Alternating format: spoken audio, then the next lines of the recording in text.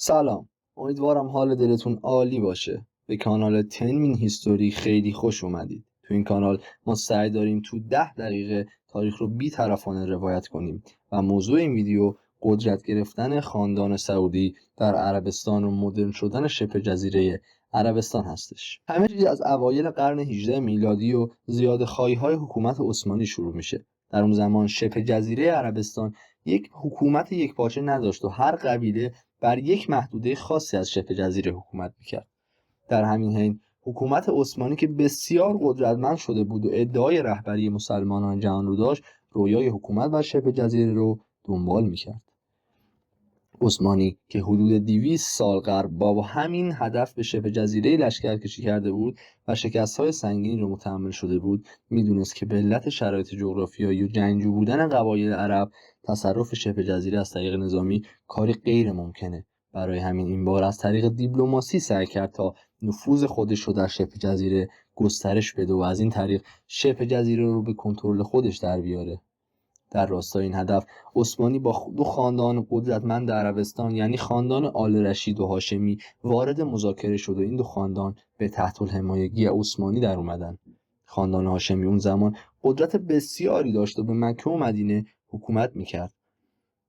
در واقع عثمانی سعی داشت با حمایت از این دو خاندان که حالا زیر پرچم عثمانی بودند، بقیه قبایل رو تضعیف و شبه جزیره رو یکپارچه در اختیار بگیره، اما اوضاع مطابق میل عثمانی پیش نرفت و به خاطر رقابت دو قبیله آل رشید و هاشمی با همدیگه یک جنگ داخلی در گرفت و همه قبایل عرب با همدیگه درگیر شدند.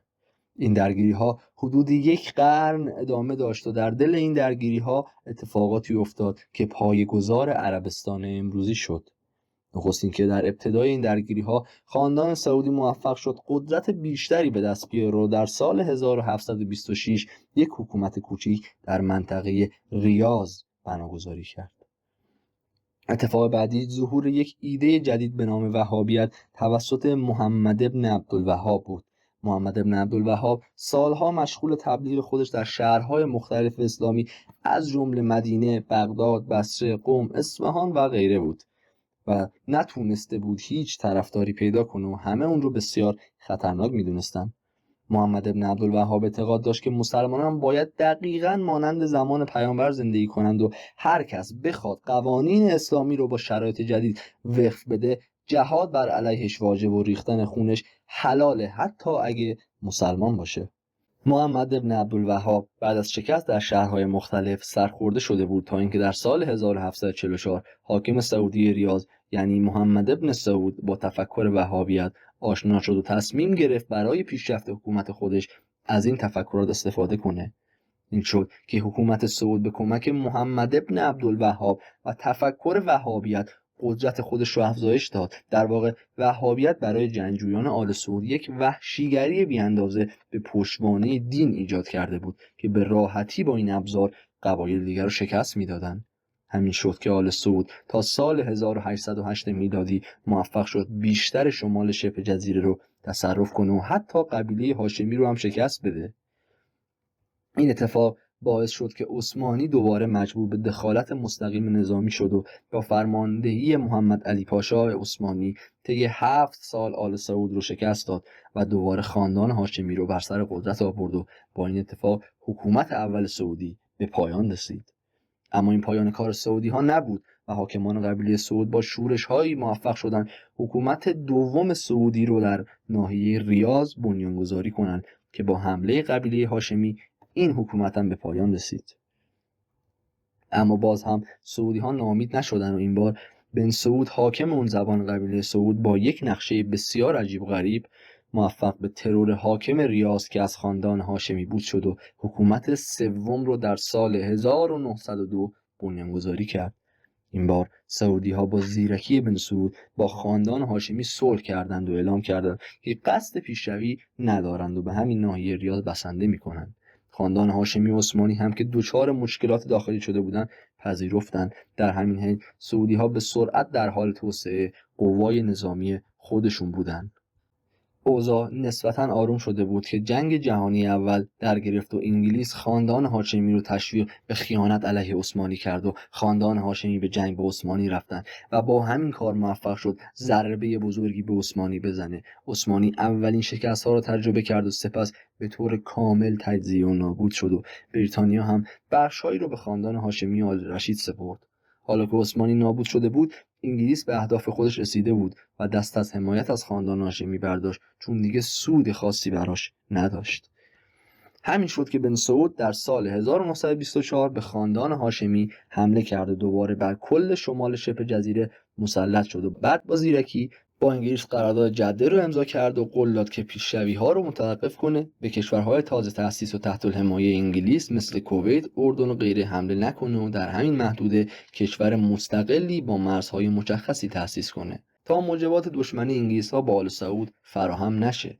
اما یک مشکل وجود داشت. گروه‌های تندرو وهابیت که معتقد بودند توافق با انگلیس کفره و معتقد بودند آل سعود باید برای گسترش اسلام و وهابیت به باقی کشورها حمله کنه، ولی اینها هم قدرت بن سعود رو متزلزل نکرد و بن سعود با کمک انگلیس گروه‌های تندرو رو کاملا سرکوب کرد و قدرت خودش رو دوباره کاملا تثبیت کرد. حالا همه چیز همونطوری بود که بن سعود می‌خواست و وقت شروع اصلاحات مد نظر بن سعود رسیده بود. بن سعود همزمان با رضا شاه در ایران شروع به مدرن سازی کرد. اون قبایل کوچ‌نشین رو مجبور به یک جانشینی کرد، ارتش مدرن نظامی ایجاد کرد و اسم کشور رسما به پادشاهی عربستان سعودی تغییر پیدا کرد. در همین حال بود که خاندان سعود با خوششانسی جدیدی روبرو شدند، یعنی پیدا شدن نفت در شبه جزیره. اما هنوز یک مشکل وجود داشت. هنوز وهابیت در عربستان رواج داشت و وهابیون با حضور غربی ها در شبه جزیره مخالف بودند و بن سعود هم میخواست همزمان از حمایت وهابیون و غربی ها برخوردار باشه و بتونه از سود نفت خودش استفاده کنه. بن سعود تونست با استفاده از پول و رشوه سران وهابیون رو با تصمیمات خودش همراه کنه و با عقد قراردادهایی سود حاصل از نفت رو در مسیر پیشرفت کشور قرار بده. سرانجام بن سعود در سال 1953 دار فانی رو ودا گفت. بعد از مرگ بن سعود 2 نفر از فرزندانش کاندیدای پادشاهی عربستان شدند، فیصل و سعود. فیصل تحصیل کرده تر، کاریزماتیک تر بود، ولی به خاطر وصیت خود بن سعود، سعود پادشاه عربستان شد. سعود فردی بسیار خوشگذران و عیاش بود و تمام سود حاصل از فروش نفت رو خرج خوشگذرانی‌های خودش می‌کرد. و حتی عقاید پان عربیسمش باعث شد پول نفت عربستان هم به باقی کشورهای عربی بده. همین اقدامات باعث شد فیصل با یک کودتا خودش قدرت رو به دست بگیره. در سال 1964 ملک فیصل پادشاه شد و اون هم مثل بن سعود فردی زیرک و روشنفکر بود و عربستان رو به سمت پیشرفت و مدرنیته می‌برد.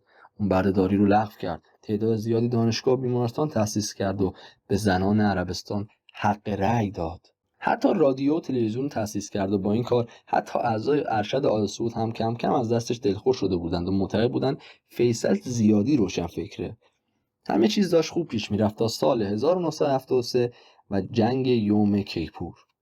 جنگ یوم کیپور به علت حمله ناگهانی اعراب به اسرائیل آغاز شد و در این جنگ آمریکا از اسرائیل حمایت کرد و همین باعث شکاف بین فیصل و آمریکا شد.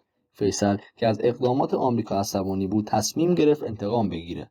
اون با همکاری و کمک شاه ایران نفت رو تحریم کرد و با این کار قیمت نفت افزایش پیدا کرد و این ضربه وحشتناکی به آمریکا بود. در همین حین که اوضاع رو به وخامت بود، یک اتفاق خوشایند برای آمریکا افتاد و این ترور فیصل توسط برادرزاده خودش در سال 1975 بود. گاهن این ترور رو به توطئه آمریکا هم میدونن، البته این موضوع به اثبات نرسیده. بعد از مرگ فیصل دوباره مسئله جانشینی پیش اومد و 2 نفر کاندید شدند، ملک خالد و فهد. خاندان سلطنتی عربستان به خالد رأی دادند. با اینکه خالد خودش تمایلی به قدرت نداشت، خالد آدم سیاست نبود در واقع و طی 7 سال حکومتش هیچ کاری نکرد و به جای حکومت کردن سر به بیابونها گذاشت و دوست داشت که درویشانه زندگی کنه. در سال 1982 خالد مرد و در طول حکومتش تقریبا تمام تلاش‌های فیصل برای مدرن شدن عربستان نابود شده بود. بعد از خالد ملک فهد به تخت نشست. این فرد برعکس خالد خیلی خوشگذران بود و پول عربستان رو در خوشگذرانی و عیاشی خرج می‌کرد. در سایه غفلت ملک فهد وهابیون داشتن جمعیت عربستان رو زیاد میکردند و میگفتن هر وهابی باید چندین بچه به دنیا بیاره و همین اقدامات جمعیت 2 میلیونی عربستان رو به 30 میلیون تغییر داد. در همین حال صدام داشت قدرت میگرفت و همه میدونستن صدام دایه رهبری اعراب رو داره و نمیتونه با عربستان بسازه. از ترس صدام فهد دست به دامان آمریکا شد و در همین راستا آمریکا در عربستان پایگاه‌های نظامی تشکیل داد تا از عربستان دفاع کنه. ولی خب وهابی‌ها با حضور کفار در کشورشون مشکل داشتن. فهد مجبور بود به وهابی کلی رشوه بده تا بلکه آرومشون کنه، ولی نتونست و در سال 1995 وهابی‌ها طی یک حمله انتحاری 5 آمریکایی رو ترور کردند. بعد هم حادثه 11 سپتامبر رخ داد که از 15 تروریستی که عامل حادثه بودند 11 تاشون وهابی‌های اهل عربستان سعودی بودند و حتی اسامه بن لادن که در رأس این حادثه بود هم اهل عربستان بود.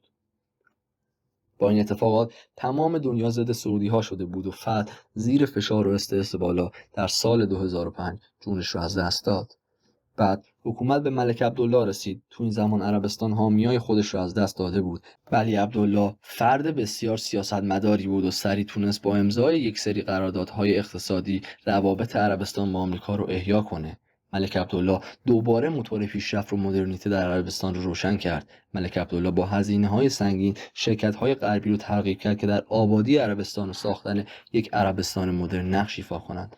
عبدالله وهابی‌ها رو بیشتر از همیشه تضعیف کرد و با حکومت اون عربستان هر روز مدرن‌تر و پیشرفته‌تر میشد. ملک عبدالله در سال 2015 مرد و حکومت به ملک سلمان رسید، ولی به خاطر پیری ملک سلمان و عدم تواناییش در اداره کشور در سال 2017 قدرت به بن سلمان رسید.